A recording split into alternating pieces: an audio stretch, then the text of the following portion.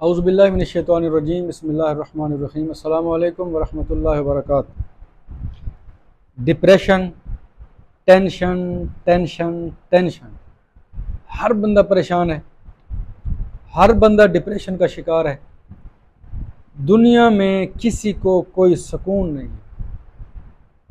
پیسے والا ہے تو وہ پریشان ہے، غریب ہے تو وہ پریشان ہے، امیر ہے تو وہ پریشان ہے۔ حتیٰ کہ جو بندہ جہاں بھی ہے، جس حال میں بھی ہے، اگر اس سے حال پوچھو، اس کے حال کرے دو، پریشان ہی پریشان، رونے لگ جاتا ہے۔ کیوں؟ اس لیے کہ کسی بزرگ نے کہا تھا، دریں دنیا کسے بے غم نہ باشد، گر باشد بنی آدم نہ باشد۔ کہ اگر کوئی بندہ اس دنیا میں رہتا ہو اور وہ یہ کہے کہ مجھے کوئی پریشانی نہیں ہے، کوئی ٹینشن نہیں ہے، تو آپ اس کو خوشخبری دے دو کہ تم انسان نہیں ہو، کوئی فرشتے ہو۔ کہنے کا مطلب یہ ہے، اس دنیا میں انسان رہے اور اس کو کوئی پریشانی نہیں ہو سکتی، یہ ہو ہی نہیں سکتا، یہ ممکن ہی نہیں ہے۔ تو اب اس کا حل کیا ہے؟ کیا کریں؟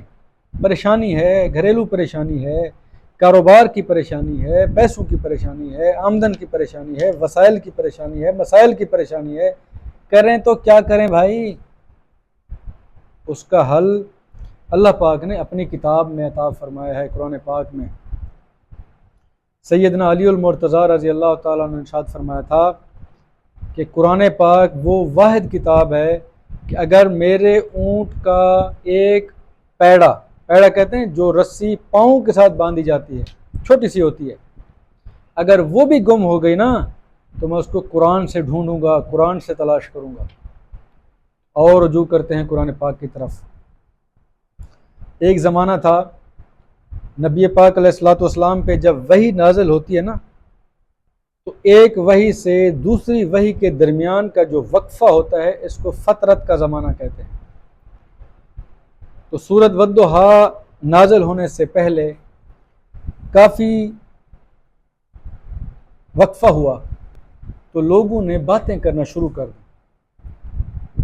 نبی پاک علیہ الصلوۃ والسلام ان کی باتیں سنتے، غم زدہ ہو جاتے، پریشان ہو جاتے، غمگین ہو جاتے، دل پہ بوجھ لے لیتے،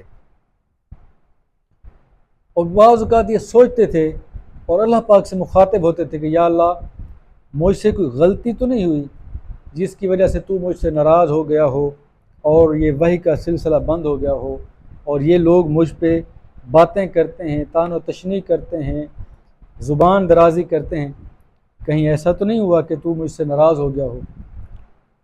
تو اللہ پاک کا یہ قانون فطرت ہے کہ جو ذات غم دیتی ہے وہی ٹالتی ہے، جو دکھ دیتی ہے وہی محو کرتی ہے، جو پریشانی دیتی ہے وہی ذات پریشانیوں سے نکالتی ہے۔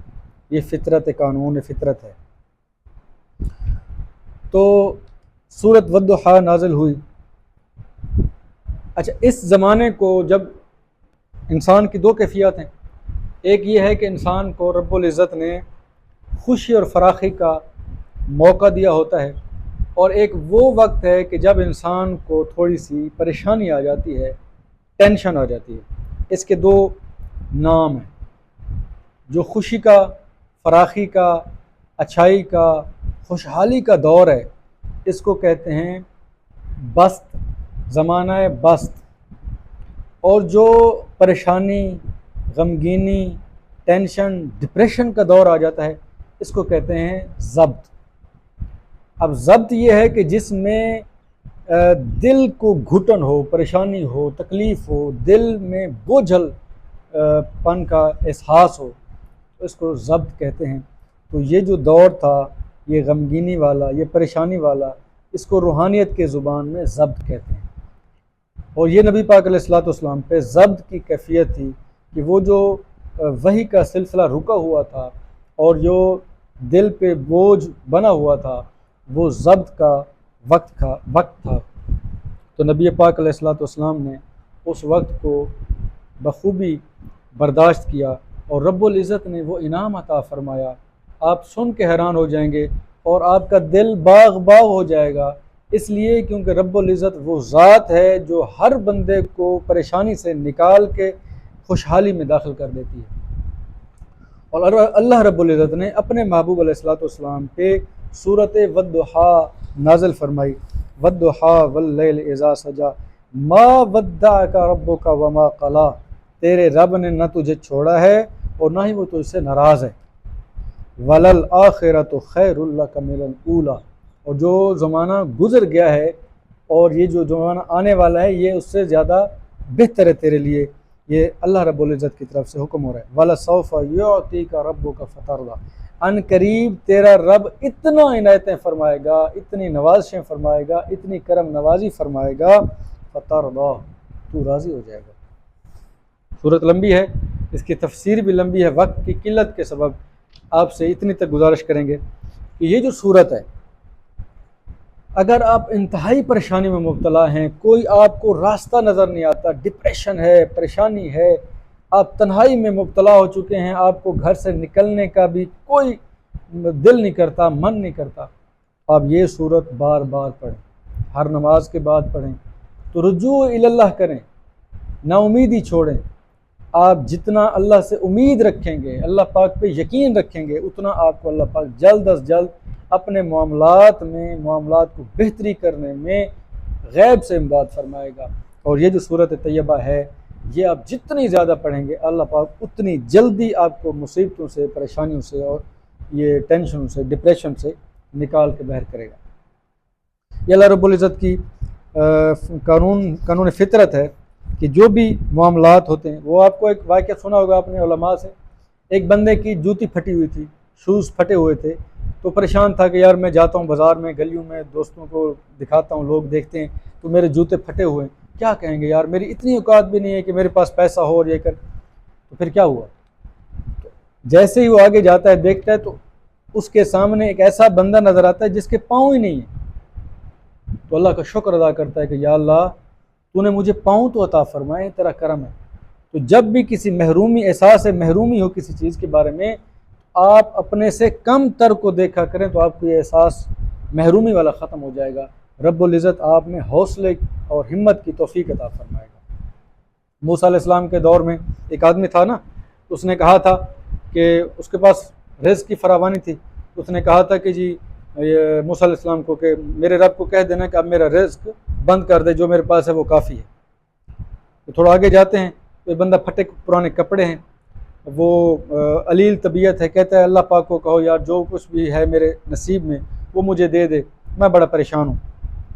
تو اللہ پاک کی بارگاہ میں موسیٰ علیہ السلام حاضر ہوتے ہیں اور یہ دونوں واقعے عرض کرتے ہیں، یا اللہ وہ یہ کہہ رہا تھا اور وہ بندہ یہ کہہ رہا تھا۔ اللہ پاک نے پتہ کیا فرمایا؟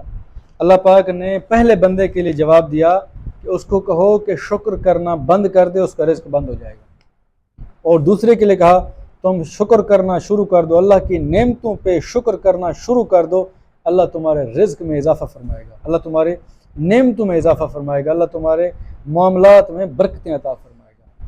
تو جب موسیٰ علیہ السلام واپس آئے، دونوں کو پیغام دیا، پہلے کو دیا کہ تم شکر کرنا بند کر دو، اللہ تمہارے رزق کو بند کر دے گا۔ تو اس نے کہا میں کیوں شکر کرنا بند کروں، یہ میرے مالک کا احسان ہے، کرم ہے، شکر ہے کہ اس نے مجھے اتنے عطا فرمائے، میں کیوں شکر کرنا بند کر دوں۔ تو دوسرے کو کہا کہ یار تم اللہ کا شکر ادا کرو، اللہ تیرے رزق میں اضافہ کرے گا۔ تو اس نے پتہ کیا کہا، اس نے کہا کیسے شکر کروں، میرے تو کپڑے نہیں ہیں، میرے تو کپڑے پھٹے پرانے، میری تو حالت جو ہے وہ علیل ہوئی پڑی ہے، میں نے 3 دن سے کھانا نہیں کھایا، کیسے شکر ادا کروں، یہی شکر ہوتا ہے۔ اس نے نا امیدی ظاہر کی۔ آپ خود سوچیں کہ جب آپ کے پاس کچھ ہو اور اسی میں سے اللہ کی راہ میں خرچ کریں گے تو اللہ پاک خوش ہوگا، کیونکہ آپ نے شکرانہ ادا کیا۔ لیکن آپ کے پاس کچھ بھی نہیں ہے، معاملات آپ کے دست بدست ہیں، آپ کے معاملات تنگ دستی میں گزرے، پھر بھی آپ شکر کرتے ہیں اور شکر کرنے کے ساتھ ساتھ کچھ نہ کوئی صدقہ کرتے ہیں، تو یقین کریں آپ کامیاب ہیں، اللہ پاک آپ کے حالات کو یکسر بدل دے گا۔ آپ کی یہ تنگ دستی، آپ کی یہ فاقہ کشی، آپ کی یہ پریشانی، آپ کی یہ ٹینشن، آپ کی ڈپریشن، یہ سب ختم ہو جائے گا۔ آپ بالکل بہترین انسان بن جائیں گے کہ آپ کے دل میں کسی قسم کا کوئی ملال، کوئی بوجھ نہیں ہوگا، اللہ رب العزت آپ کو ہر پریشانی سے نکال دے گا۔ اللہ پاک کی بارگاہ میں دعا ہے کہ اللہ پاک آپ کے اور میرے معاملات میں آسانیاں پیدا فرمائے، خوش رہیں، خوش رکھیں، امن میں رہیں، اتحاد، اتفاق، محبت پھیلائیں، نفرت سے انکار کریں، محبت سے پیار کریں، انشاءاللہ تعالیٰ آپ کی زندگی ڈپریشن سے پاک ہو جائے گی، ٹینشن سے پاک ہو جائے گی۔ اللہ تعالیٰ آپ کا حامی ناصر ہو۔ السلام علیکم ورحمۃ اللہ وبرکاتہ۔